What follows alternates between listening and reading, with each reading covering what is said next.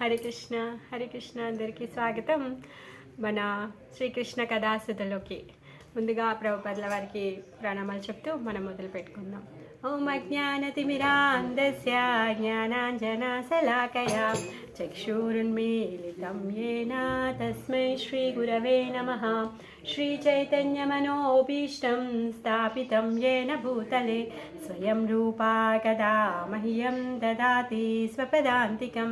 వందేహం శ్రీగురోన్ శ్రీయుతాపదకమలం శ్రీగురున్ వైష్ణవాంశ్చ శ్రీరూపం సాగ్రజాతం సహగణ రఘునాథాన్వితం తం సజీవం సాద్వైతం సావధూతం పరిజనసహితం కృష్ణచైతన్యదేవం శ్రీరాధాకృష్ణపాదాన్ సహగణ లలితా శ్రీవిశాఖాన్వితాంశ్చ.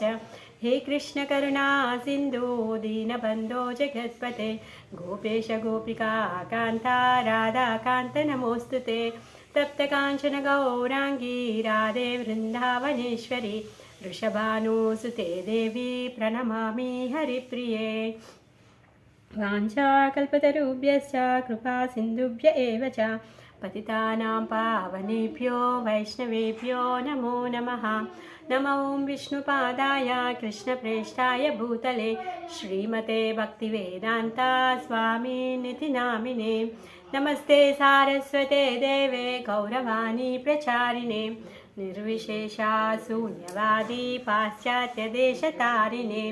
श्रीकृष्ण चैतन्य प्रभु नित्यानंद श्री अद्वैता गदाधरा श्रीवासादि गौरभक्तवृंद. हरे कृष्णा कृष्ण कृष्ण हरे हरे हरे राम राम राम हरे हरे. मूकं करोति वाचालं पंगुं लंघयते गिरिं यत्कृपातमहं वंदे श्रीगुरुं दीनतारिणं. श्रील प्रभुपाद की जय, श्रील गुरुदेव की जय. హరే కృష్ణ. మన శ్రీకృష్ణ కథాసుధలో ఈరోజు మనము బకాసురుడి వధ చెప్పుకోబోతున్నాం. పూతన వచ్చింది, తర్వాత శకటాసురుడు వచ్చాడు, తృణావృత్తుడు వచ్చాడు. మరి ఒకరి తర్వాత ఒకరు వస్తున్నారు. కృష్ణుడికి ఇలాంటి ఆపదల్లో ఈ ప్లేస్లో మనం ఉండడం సరి అయింది కాదు అని చెప్పేసి ఊరు పెద్దలు అందరూ కలిసి ఈ ఊరినే ఖాళీ చేసి వెళ్ళిపోదాము అనేసి అనుకొని, మరి ఖాళీ చేసి వెళ్ళాలి అంటే ఇంతమంది ఉన్నారు, గోవులు, వాళ్ళ సంపత్తి, తర్వాత ఎన్ని అన్నీ తీసుకొని వెళ్ళాలి అంటే పిల్లలతో మరి గోవులు ఉండడానికి అన్నింటికీ సరైనటువంటి ప్లేస్ ఉండాలి. ఆ విధంగా ఒక మంచి ప్లేస్ని వెతికి బృందావనానికి వాళ్ళు బయలుదేరుతారు. మనము ఆ లీల చర్చించుకున్నాం. వీళ్ళందరూ శకటాల్లో వెళ్ళారు, అక్కడికి వెళ్ళారు. మాయాదేవి యొక్క ఆమె యొక్క కృప ద్వారా, తర్వాత భగవతీదేవి యొక్క ఆమె యొక్క కృప ద్వారా, అంటే ఆమె యొక్క భగవంతుడి యొక్క ఆజ్ఞతో భగవతీదేవి ఏం చేసింది, కళ్ళు మూసి కళ్ళు తెరిసే లోపే అన్నీ ఏర్పాటు చేసింది బృందావనంలో.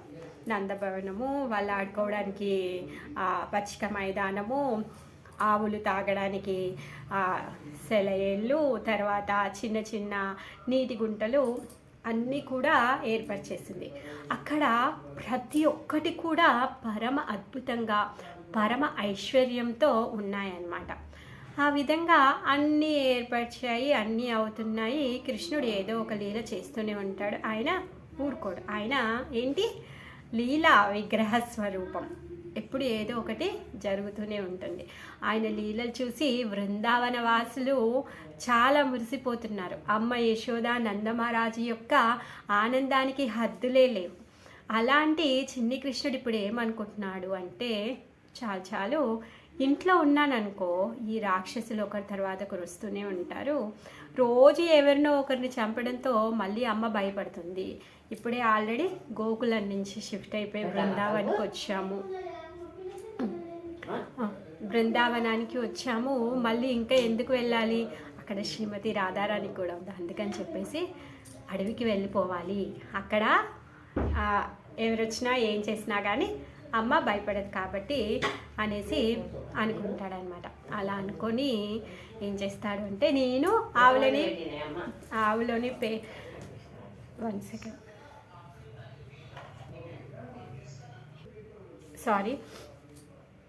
ఈ విధంగా ఆవులను తోలుతాను అనేసి అంటే అప్పుడు అమ్మ అంటుంది, నువ్వు చాలా చిన్నగా ఉన్నావు, నువ్వు రాజు కొడుకువి, నీకు అవసరం ఏముందిరా అనేసి అంటుంది.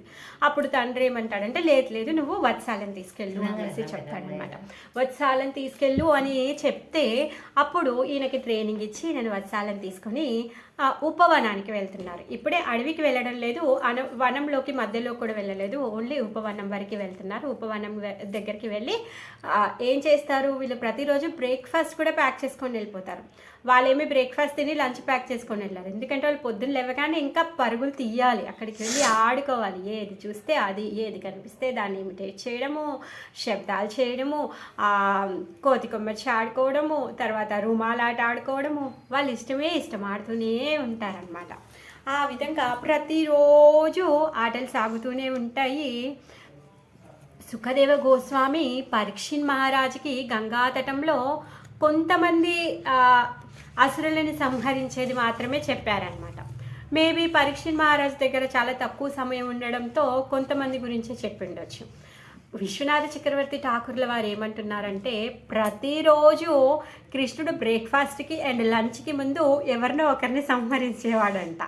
ఆ విధంగా ఆయన లీలలు అనంతమైనవి.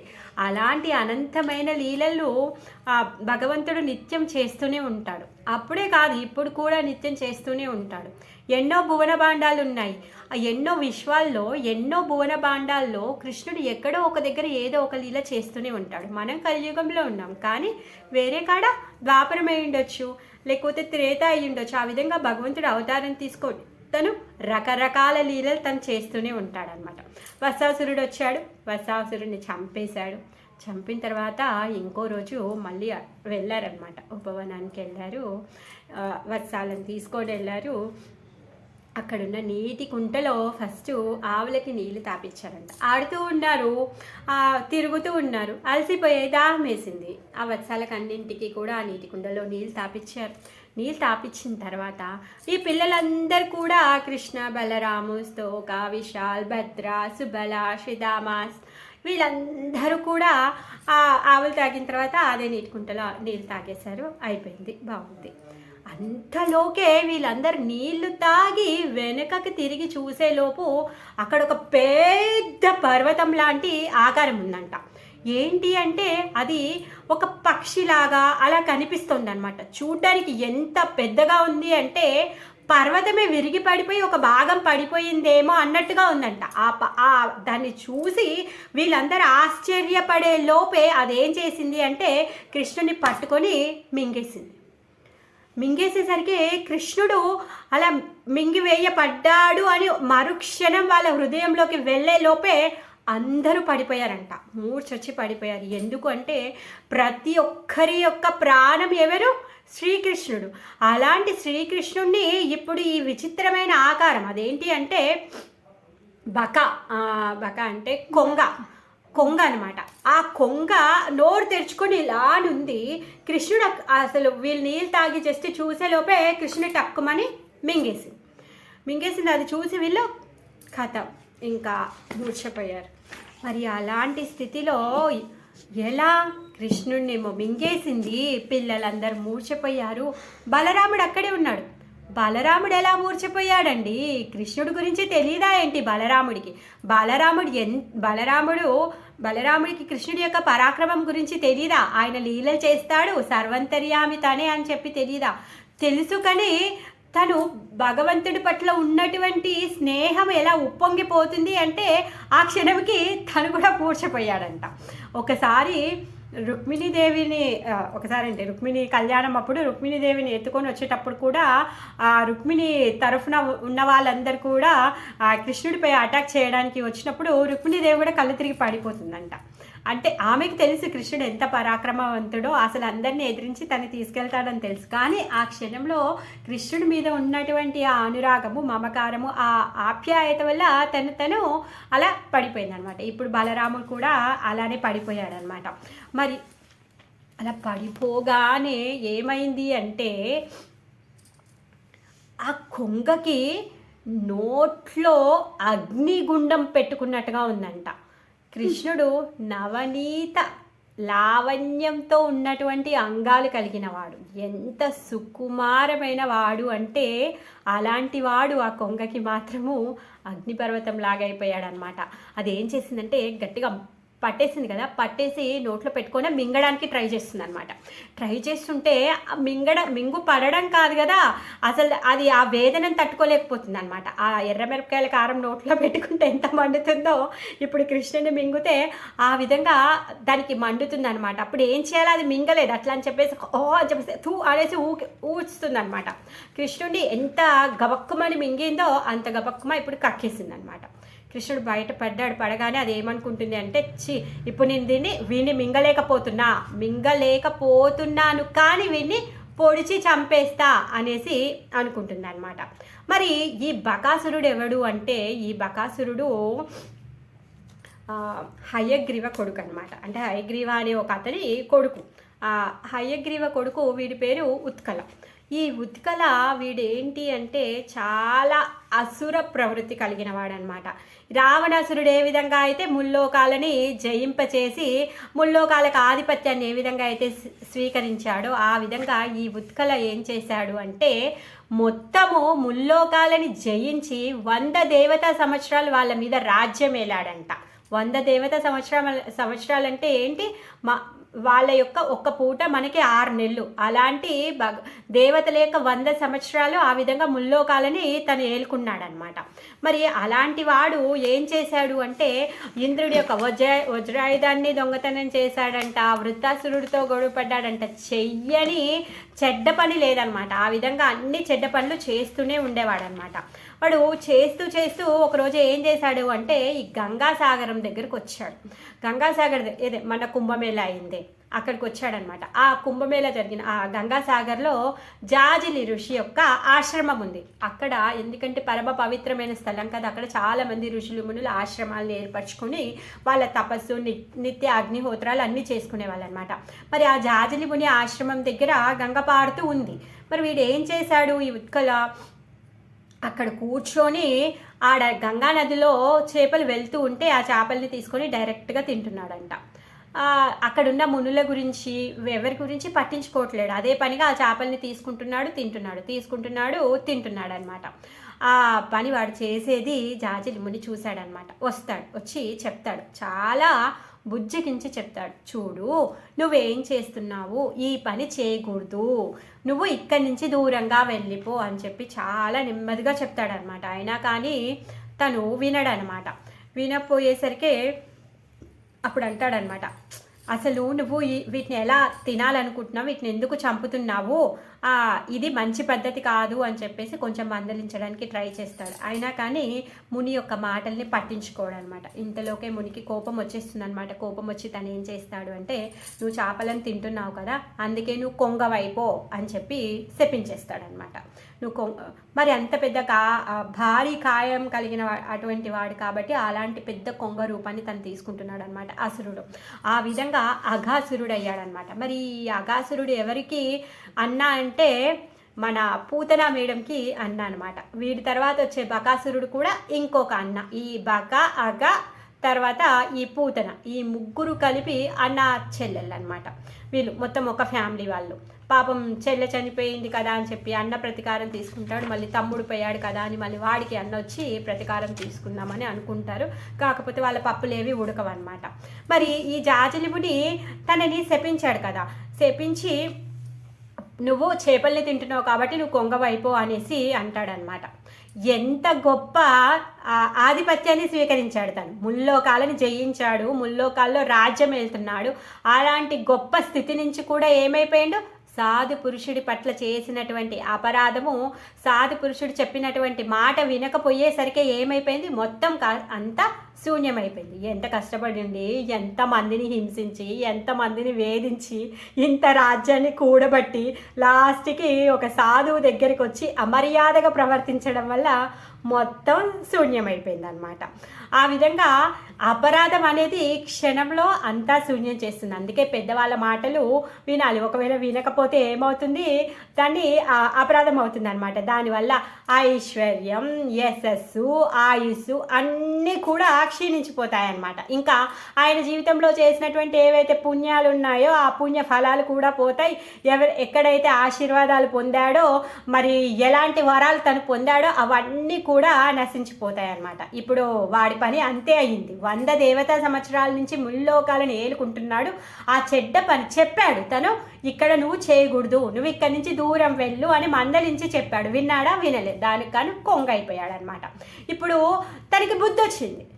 అంటే ఇప్పుడు ఇంకేం చేయలేడే, ఆయన వీక్ అయిపోయాడు. ఇంకా అయిపోయింది, కొంగ రూపాన్ని తీసుకోవాలి. కొంగతో ఏం చేస్తాడు? ముల్లోకాలని ఏల్తాడా? మళ్ళీ ఏం చేయగలుగుతాడు? అందుకని ఇప్పుడు బుద్ధి వచ్చేసరికి తను ఏమంటున్నాడంటే, అయ్యయ్యో స్వామి, నువ్వు ఇంత గొప్పవాడివని నాకు తెలియదే అనేసి అంటున్నాడనమాట. నువ్వు ఎంత తపస్సు చేసి ఉంటావు, ఇంత తపస్సు బలంతో నీకుంది అని చెప్పేసి నాకు తెలియదే అనేసి అంటున్నాడు. ఇంకేమంటున్నాడంటే, అయ్యో నీ కొంగ శరీరంలో ఎన్ని రోజులు ఉంటానయ్యా, ప్లీజ్ కొంచెం చెప్పు నాయన అనేసి అంటున్నాడు అనమాట. ఇంకేమంటున్నాడంటే, ఇప్పుడు జాజలి ఋషిని తను పొగడడం మొదలుపెట్టాడు. మీరు చాలా గొప్ప మునులు, ఋషులు, ఎంత సాధన చేశారు కదా, మీలాంటి వారి సాంగత్యానికి వస్తే ఇక్కడి నుంచి ఉద్ధరింపబడాలే, మీలాంటి సాంగత్యాన్ని నేను విధంగా చేశాను అని అలా బుద్ధొచ్చినట్టుగా మాట్లాడుతున్నాడు అనమాట. మరి మీలాంటి వాళ్ళ దగ్గర సాంగత్యంతో పాపాలన్నీ పోతాయే, ఉద్ధరించబడతారు. కాకపోతే మీ ఆశ్రమానికి వచ్చి నేను తపస్సు చేశాను, అలాంటి తపస్సు అంటున్నానండి, అపరాధం చేశాను, అందుకే 100 రెట్లు ఎక్కువగా నేను పనిష్మెంట్ పొందబోతున్నాను, నాకు అర్థమైంది అనేసి తను అంటున్నాడు అనమాట. అందుకే ఇంకేమంటున్నాడు, మీరు ఋషులు మునులు చిన్న చీమకు కూడా మీరు హాని చెయ్యరు, అలాంటి ఈ పవిత్రమైన స్థలాన్ని నేను అపవిత్రం చేశాను, ఎందుకు వచ్చి కూర్చొని ఆ చేపలు తింటున్నారు చెప్తాడు. పాపం అక్కడ ఋషులు మునులు అందరూ కూడా అక్కడ జపం చేసుకుంటున్నారు, తపం చేసుకుంటున్నారు, అది పరమ పవిత్రమైన స్థలము, అక్కడ ఇలాంటి పనులు చేయకూడదు అనేసి చెప్పాడు. కానీ విన్నాడా? వినలేదు. మీరు చాలా గొప్ప సాధువులండి, మీరు తిట్టినా లేకపోతే మిమ్మల్ని పొగిడినా మీరు సమానంగానే చూస్తారు, మీకు బంగారం ఇచ్చినా రాయి ఇచ్చినా రెండింటిని సమానంగానే చూస్తారు, మీరు ఏది ఆశించేది ఏదీ లేదు, ఈ లోకంలో మీరు పొందేది కూడా ఏదీ లేదు, మీరు అన్నింటినీ త్యాగం చేసి ఈ విధంగా కూర్చొని భగవంతుడి ధ్యానంలో ఉన్నారు అని చెప్పేసి ఇప్పుడు జాజలి మునిని తను పొగుడుతున్నాడనమాట. ఇంకేమంటున్నాడంటే, మీలాంటి వాళ్ళ దర్శనం చేసుకుంటే ఎవరైనా ఉద్ధరింపబడతారు, కాకపోతే నేను చేసిన అపరాధం వల్ల నేను ఇప్పుడు ఇలా అయిపోయానని తను కొంచెం ఆ విధంగా ఫీల్ అవుతున్నాడు అనమాట. మరి సాధు పురుషుడు అంటే ఏంటి? దయాహృదయం కలిగిన వాడు కదా. అందుకనే ఇప్పుడు తను ఏం చెప్పబోతున్నాడు అంటే, సరే ఓకే, ఇప్పుడు శపించాను, అది వెనుకకు రాదు కాబట్టి తను ఏమంటున్నాడంటే, నువ్వు ఈ రాక్షస స్వరూపములో ఉన్నప్పుడు నువ్వు గొప్ప కరుణను పొందబోతున్నావు అనేసి చెప్తున్నాడు అనమాట. ఎప్పుడు అంటే ఈ వైవస్వత స్టక్ అయిందా? హరే కృష్ణ, అందరికీ వినిపిస్తుందా? వచ్చిందా? ఓకే. ఈ జాజలి మునిని తను రిక్వెస్ట్ చేసినప్పుడు జాజలి ముని ఏమంటున్నాడంటే, సరే ఓకే అని చెప్పేసి తనకి ఈ శాపాన్నే వరంగా మార్చిపోతున్నాడు అనమాట. వరంగా మార్చేసి తను ఏమంటున్నాడంటే, ఈ వైవస్వత మను కాలంలో భగవంతుడు దేవాది దేవుడు సాక్షాత్తు కృష్ణుడి ఆవిర్భవించబోతున్నాడు. ఆయన గోవులను తీసుకొని వెళ్ళి గోచరణ లీల చేస్తూ ఉంటాడు. సో నువ్వు అప్పుడు అక్కడికి వెళ్ళు, నువ్వు ఉద్ధరింపబడతావు అనేసి చెప్తాడనమాట. వైవస్వత మన్వంతరంలో ద్వాపర యుగాంతంలో ఈ కృష్ణుడు సాక్షాత్ వ్రజలీలలు బృందావనంలో పుట్టబోతున్నాడు అనేసి చెప్తాడనమాట. మరి పూతన వచ్చింది, తనేంటి భగవంతుని చంపాలి అని చెప్పేసి ద్వేషంతో విషం తీసుకొని వచ్చిన తర్వాత ఈ అగాసుర, బకాసుర, మరి ఈ కృష్ణలీలలు, తర్వాత హిరణ్యకశిపుడు, తర్వాత హిరణ్యాక్షుడు, వీళ్ళందరూ కూడా ఎప్పుడు ఏం చేస్తున్నారు? భగవంతుడి పట్ల ద్వేషాన్ని కలిగి ఉన్నారనమాట. మరి ఇంత ద్వేషం కలిగి ఉన్నా కానీ భగవంతుడు మాత్రం ఏం చేస్తున్నాడు? వాళ్ళందరినీ ముక్తినిస్తున్నాడు, వాళ్ళందరికీ కూడా భగవద్ధామంలో స్థానాన్ని ఇస్తున్నాడు అనమాట. అలా ఇప్పుడు ఉత్కల ఏం చేస్తున్నాడంటే, తను నెక్స్ట్ లైఫ్లో బకాసుర అవుతున్నాడు అనమాట. మరి వీళ్ళందరూ కూడా ఎవరు? ఈ అగాబక వీళ్ళందరూ ఎవరు అంటే నరకాసురుడి యొక్క ఫ్రెండ్స్ అనమాట. మరి ఈ నరకాసురుడి యొక్క ఫ్రెండ్స్ కంసుడికి ఎలా తగిలాడు అంటే, కంసుడు ఏం చేస్తాడు అంటే మొత్తము భూమండలాన్ని అంతా జయించుకొని వస్తాను అని చెప్పేసి దిగ్విజయంతో నేను తిరిగి వస్తాను అని చెప్పేసి ఒకసారి వెళ్తాడనమాట. ప్రతి రాజ్యానికి వెళ్ళి ఏం చేస్తాడు అంటే, వీడు మల్ల యుద్ధంలో సూపర్, ఎవరు కంస, అలా వెళ్ళి ప్రతి ఒక్కరి దగ్గరికి వెళ్ళి ప్రతి ఒక్కరిని రెచ్చగొడతాడనమాట. మీరు నాతో మల్ల యుద్ధం చెయ్యండి అని చెప్పేసి అలా వాళ్ళని మల్ల యుద్ధంలో ఓడించేసి ఏం చేస్తాడు అంటే వాళ్ళని తన వైపు మళ్లించుకుంటాడనమాట. మళ్లించుకొని అవసరం ఉన్నప్పుడు యూజ్ చేసుకుంటాను అని తన పార్టీలో జాయిన్ చేసుకుంటాడు. ఆ బాపతి ఈ నరకాసురుడితో వీళ్ళందరూ ఉంటారనమాట. సో నరకాసురుడు చూసి నరకాసురుడితో ఎందుకు గొడవ పడడం అని చెప్పేసి ఒకసారి జస్ట్ మాట్లాడి సమాధానంలో నరకాసురుడిని ఫ్రెండ్ చేసుకుంటాడనమాట. వీళ్ళందరూ నరకాసురుడి ఫ్రెండ్స్ కదా, ఆ విధంగా వీళ్ళందరూ కూడా కంసుడికి ఫ్రెండ్స్ అయిపోయారు. కంసుడు ఏది చెప్తే అది చేయడానికి సిద్ధంగా ఉంటారనమాట. అలాంటి వాళ్ళు వీళ్ళు. అలా ఇప్పుడు బకాసురుడు అయిపోయాడు, చూడ్డానికి పర్వతంలా ఉన్నాడు. ఆ విధంగా వచ్చేసాడనమాట. చూసి ఆ జలాశయం దగ్గర ఉన్న పిల్లల్ని తను మింగేశాడనమాట. అప్పుడు బలరాముడైతే మోహితుడు కాడు, కాకపోతే ఆ క్షణంలో కృష్ణుడి మీద ఉన్నటువంటి ప్రేమ ఉప్పొంగడంతో తను కూడా కళ్ళు తిరిగి పడిపోయాడనమాట. మరి భగవంతుడికి ఎవరు ఏమీ చేయలేరు, ఆ సంగతి అతనికి తెలుసు. కాకపోతే ఈ స్నేహం ఉప్పొంగిపోయిందనమాట ఎక్కువగా. తర్వాత భగవంతుడి యొక్క ఆయన ఎంత మధురంగా ఉంటాడు అంటే బిల్వమంగళ ఠాకూర్ చెప్తున్నారు అనమాట. మధురం మధురం వపురస్య విభోర్, ఆయన యొక్క శరీరము ఎంత మధురంగా ఉంది అంటే ఇంత మధురమైన వాడు బకాసురుడికి ఏ విధంగా అయ్యాడు, అగ్ని గుండంలాగా అయ్యాడు. ఆ విధంగా ఈయన ఎంత మధురమైన వాడో బిల్వమంగళ ఠాకూర్ చెప్తున్నారు అనమాట. మధురం మధురం వదనం మధురం. ఫస్ట్ లైన్లో 2 సార్లు మధురం చెప్పాడు, రెండో లైన్లో 3 సార్లు వదనం చెప్పాడు. తర్వాత మధుగంధి మధుస్మితం ఏతత్ ఆహో మధురం మధురం మధురం మధురం.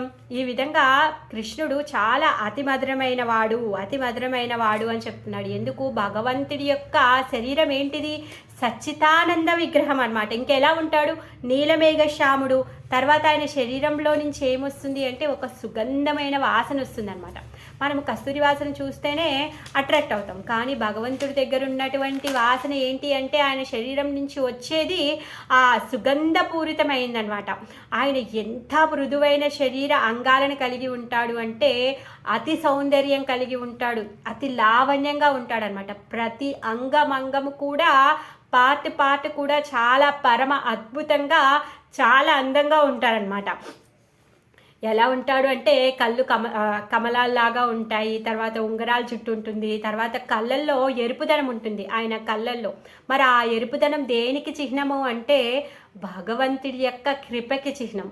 జగన్నాథ్ దర్శనం చేసుకున్నాం అనుకోండి, జగన్నాథ్ కళ్ళలో మొత్తము చుట్టూ ఇంతమందం ఎరుపు ఉంటుంది.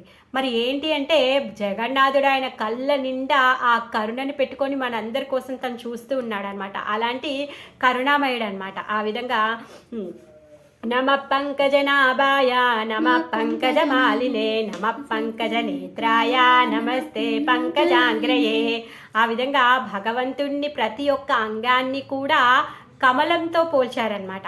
మరి ఎందుకు కమలంతో పోల్చారు అంటే కమలము చాలా అందంగా ఉంటుంది, మృదువుగా ఉంటుంది, సువాసనతో ఉంటుంది, పెద్దగా ఉంటుంది, అన్ని పూలల్లో కంటే శ్రేష్టమైన పువ్వు, అందుకే కమలంతో పోల్చారనమాట. మరి శ్రీకృష్ణుడు వదనమంతా కూడా ఎంత అందంగా ఉంటుంది అంటే కమలంతో పోల్చారు. ఏంటి ఆ కమలం అంటే బ్లూ లోటస్, నీలి కమలంతో భగవంతుడి యొక్క శరీరాన్ని పోల్చారనమాట. ఆ విధంగా ఈ మధురమైనటువంటి శరీరం కలిగినటువంటి ఓ కృష్ణ అనేసి బిల్వమంగళ ఠాకూర్ చెప్తున్నారనమాట. ఇంకేమంటున్నారంటే ఇప్పుడు ఎవరినైనా చూసి గుర్తుపట్టాలి అంటే ఏం చేస్తాము? ముఖం చూసి గుర్తుపడతాం, అంతే కదా. ఇప్పుడు నన్ను చూసి మీరు అందరు గుర్తుపట్టాలి అంటే వీడియోలో నా ముఖం చూపిస్తేనే మీరు గుర్తుపడతారు. చెయ్యో లేకపోతే కాలో లేకపోతే ఏదో ఒక పార్ట్ నేను చూపించాను అనుకోండి, మీరు ఎవరైనా గుర్తుపట్టారు కదా. ఆ విధంగా భగవంతుడి యొక్క ముఖము చాలా అందంగా ఉంటుందన్నమాట. అలా భగవంతుణ్ణి భూదేవి ప్రార్థిస్తూ ఉందన్నమాట. ఏమంటుందంటే, హే భగవాన్, మీరు ఎంత ప్రేమ కలిగిన వాళ్ళు, మీరెంత దయ కలిగిన వాళ్ళు, మీరెంత కృప కలిగిన వాళ్ళు అనేసి తను చెప్తుంది. ఇంకేమంటుందంటే, మీ యొక్కటి తియ్యటి నవ్వు ఏదైతే ఉందో ఆ వల్గు జల్పిత ఆ నవ్వు ఎంత తియ్యగా ఉంటుంది అంటే, ఎవరైనా సరే నీ యొక్క ఆ వల్గు జల్పిత ఆ స్మిత హాసాన్ని చూసిన వాడు నువ్వంటే ఫిదా అనకుండా ఎవడు ఉండడు. ప్రతి ఒక్కరు నువ్వంటే ఫిదా అయిపోవాలి. అలాంటి ఆకర్షణీయమైనటువంటి స్మైల్ ఉంది నీకు. మరి అలాంటి పరమ అద్భుతమైనటువంటి తియ్యటి స్మైల్ కలిగిన వాడా అనేసి అంటుందన్నమాట. ఇంకేమంటుందంటే, మీ అందము చూసి అందరు దానిలో మునిగిపోతూ ఉంటారు. తర్వాత ఎప్పుడైతే నువ్వు అక్కడి నుంచి వెళ్తావో వాళ్ళు విలవిలా ఏడుస్తూ ఉంటారనమాట. ఎప్పుడు ఈ బృందావనంలో నుంచి ద్వారకాకి వెళ్ళినప్పుడు ఈ గోపీలందరూ కూడా చాలా ఏడుస్తారు ఆయన యొక్క విరహాన్ని తట్టుకోలేక. మరి ఆ ద్వారకా నుంచి కృష్ణుడు బయలుదేరి మళ్ళీ బృందావనానికి వచ్చినా, లేకపోతే హస్తినాపురానికి వెళ్ళినా కానీ ఆ ద్వారకాలో ఉన్నటువంటి కృష్ణుడి యొక్క రాణులందరూ కూడా విలవిలా ఏడుస్తూ ఉండేవాళ్ళనమాట. భూదేవి ఏమంటుంది అంటే, మీ యొక్క నవ్వులో వీళ్ళందరూ మునిగిపోయి మీ యొక్క విరహానికి ఇంతగా ఏడుస్తున్నారు, అయినా కానీ నేను మాత్రము ఈ సమయాల్లో చాలా హ్యాపీగా ఉన్నాను. ఎందుకు అంటే, మీరు బృందావనంలో ఉన్నా, మీరు ద్వారకాలో ఉన్నా, హస్తినాపురంలో ఉన్న, చివరికి కురుక్షేత్ర యుద్ధంలో ఉన్నా కూడా మీ యొక్క పాద పద్మాల యొక్క స్పర్శ నేను పొందాను. అప్పుడు చాలా ఆనందంగా ఉన్నాను. కానీ ఎప్పుడైతే మీరు భగవద్ధామానికి వెళ్ళిపోయారో నేను ఇప్పుడు వాళ్ళతో కలిసి కూడా ఏడుస్తున్నాను అనేసి భూదేవి కృష్ణుని ప్రార్థిస్తుందన్నమాట. అంటే భగవంతుడి యొక్క నవ్వు ఎంత మధురమైంది, భగవంతుడి యొక్క వదనం ఎంత మధురమైంది అనేసి చెప్తుందన్నమాట. అందుకే నీ యొక్క పాద స్పర్శ పోయింది కాబట్టి నేను ఏడుస్తున్నాను, ఆ విరహ భావనని నేను ఇప్పుడు అనుభవిస్తున్నాను అనేసి చెప్తున్నాను అనమాట. తర్వాత 3 మధురం మధురం మధురం అనేసి చెప్తున్నారు కదా. మరి ఏంటి అంటే ఏమంటున్నారంటే, సుఖదేవ్ గోస్వామి గోపికలు ఏ విధంగా చూస్తారో కృష్ణుడు ఆ విధంగా చూస్తున్నాడు అనమాట. మరి కృష్ణుడు ఏ విధంగా ఉంటాడు అంటే మురళిని వాయిస్తూ ఉంటాడనమాట. మరి మురళిని వాయిస్తూ ఏం చేస్తూ ఉంటాడు? తను వనంలో ఆడుకుంటూ ఉంటాడు, గోచరణ చేస్తూ ఉంటాడు, గోపికలను చూస్తూ ఉంటాడు, అప్పుడప్పుడు గోపులతో గొడవ పడుతూ ఉంటాడు, వేణుగానం చేస్తూ ఉంటాడు. మరి చేస్తూ చేస్తూ ఏం చేస్తాడంట, అప్పుడప్పుడు పక్షులని, కీటకాలని, తర్వాత దేవతలని, వీళ్ళందరూ కూడా ఆయన పాడేటటువంటి ఆ వేణుగానానికి ప్రతి ఒక్కరు కూడా ఆకర్షింపబడుతూ ఉంటారనమాట. మరి అప్పుడప్పుడు ఈ దేవతలు కూడా కిందికి దిగొచ్చి భగవంతుడి యొక్క వేణుగానానికి ముగ్ధులైపోతూ ఉంటారనమాట. అలా గోపికలు అంటున్నారనమాట. ఏమంటున్నారు అంటే, నీ యొక్క వేణుగానం అతి మధురమైంది అనేసి గోపికలు పొగుడుతున్నారనమాట. ఆ విషయాన్ని సుఖదేవ గోస్వామి గోపికల యొక్క దృష్టితో చూసి పరీక్షణ్ మహారాజ్కి చెప్తున్నాడు. మరొక రోజు బ్రహ్మ ఏమంటున్నాడు అంటే, బ్రహ్మ విమోహన్ లీలలో కృష్ణుడి యొక్క దర్శనాన్ని ఎలా చేసుకుంటాడంటే చేతిలో పచ్చడన్నం పట్టుకున్నట్టుగా చూస్తాడనమాట. అందుకే బ్రహ్మదేవుడు కృష్ణుని అంటున్నాడు, మీ చేతిలో పచ్చడి కలిపినటువంటి అన్నం మెతుకులు ఉన్నాయి, అలాంటి చిన్న పిల్లోడి రూపము నేను చూశాను అనేసి చెప్తున్నాడు అనమాట. మరి ఆ ముఖాన్ని బ్రాహ్మణ పత్నులు ఆ కృష్ణుడు వచ్చి దర్శనం చేసుకున్నప్పుడు ఏమైంది అంటే, కృష్ణుడు ఎలా ఉన్నాడు అంటే వేణుగానం చేస్తూ ఉన్నాడు. తర్వాత ఆయన చెయ్యిని పక్కన ఉన్న గోపబాలుడి మీద చెయ్యి వేశాడంట. ఆ వేణును తీసి నడుములో చెక్కి చేతిలో ఒక లోటస్ ఫ్లవర్ పట్టుకొని ఇలా తిప్పుతూ ఉన్నాడంట. అది చూసి మా యొక్క మనసు కూడా అలా తిరిగి తిరిగి మీ పాదాల మీద పడుతుంది అని చెప్పేసి ఆ బ్రాహ్మణ పత్నులు అంటూ ఉంటారనమాట. ఆ విధంగా భగవంతుడు ఎంత మధురమైన వాడు అంటే, రకరకాల భక్తులు ఇంత మధురమైన వాడు, ఇంత తీపి కలిగిన వాడు అంటే, ఇక్కడ బకాసురుడు ఏమంటున్నాడు, ఆ కృష్ణుడు అగ్నిగుండంలా ఉన్నాడు, నేను మింగలేకపోతున్నాను అని చెప్పేసి కక్కేశాడు అనమాట. మరి ఎందుకు అలా? ఎందుకు అంటే బకాసురుడికి లోపల ద్వేషం అనేది ఉంది, ఈర్ష అనేది ఉంది. అందుకే తను భోగించాలి అనే కోరిక ఉంది. అందుకోసమే ఆ కృష్ణుడు ఆయనకి మధురంగా లేడు, చాలా ఘాటుగా ఉన్నాడనమాట. బకాసురుడు అందుకే మధురమైన అనుభూతిని పొందలేదనమాట. తను ఆ ఘాటైన అనుభూతిని పొందాడనమాట. ఇంకేమనుకున్నాడు, నేను ఇప్పుడు కృష్ణుని కక్కేసి వాడిని పొడిచి చంపేస్తాను అనేసి అనుకున్నాడు అనమాట. ఆ విధంగా ఆ పచ్చకామర్లు ఉన్నవాడికి లోకమంతా పచ్చగా కనిపించినట్టు వాడికి లోపల ఈర్ష ద్వేషం ఇవన్నీ ఉన్నాయి కాబట్టి కృష్ణుడు ఆ విధంగా ఉన్నాడు. లేకపోతే ఆ కృష్ణుడు చాలా మధురమైన వాడు. ఎలా అంటే వెన్న ఇంకా మిశ్రీ కలిపితే ఎంత పరమ అద్భుతమైన రుచి ఉంటుందో అలాంటి రుచి కలిగిన వాడంట కృష్ణుడు. రోజు వెన్న తిని తిని అలాంటి రుచికి వచ్చి ఉంటాడు వాడు. ఆ విధంగా కృష్ణుడితో ఈర్ష్యపడి తను ఈర్ష్యతో అలా అయిపోయాడనమాట.